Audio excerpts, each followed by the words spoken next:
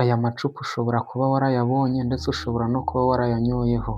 Video igiye kugusobanurira ba nyiri izi nzoga, izi nganda ziherereye he, ese ni bande bazishinze, amazina yabo ni ayahe, mu busanzwe basanzwe bakora iki, ese nta bindi basanzwe bakora muri. Niba urimo kwitegereza hejuru muri sikirini, urimo kubonamo amashusho aranga izi nganda zigiye zitandukanye. Haragaragara burandi, dore nk'iyi bayita Ruti Investment Group,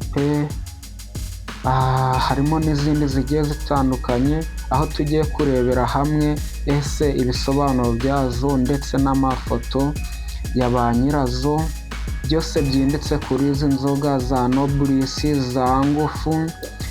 Murakaza neza muri iki kiganiro, nibyo tugiyemo kureba.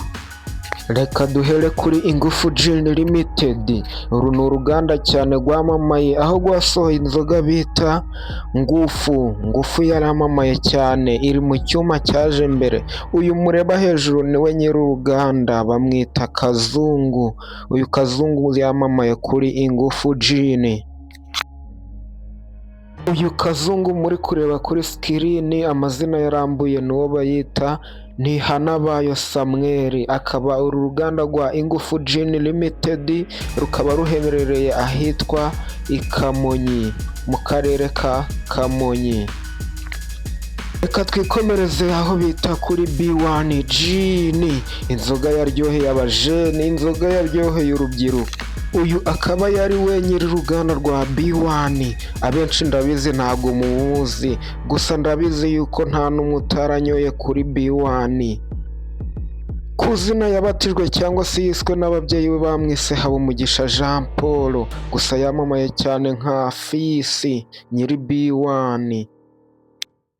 Uru ruganda rwa B1 Gin rwaramamaye cyane, rwamamajwe n'abasitari benshi, aho twari tuzi neza yuko uru ruganda buri kantu na buri nguni bafitemo imigabane, kuko nabo barwamamaje cyane, turabazi cyane nguyu nguwo mushoramari wa B1. Reka twikomereze ku ruganda rwamamaye cyane mu gukora inzoga bita Nobles Gin. Uru ruganda benshi ntabwo baruzi, gusa nirwo bita Skydrop Industry Limited.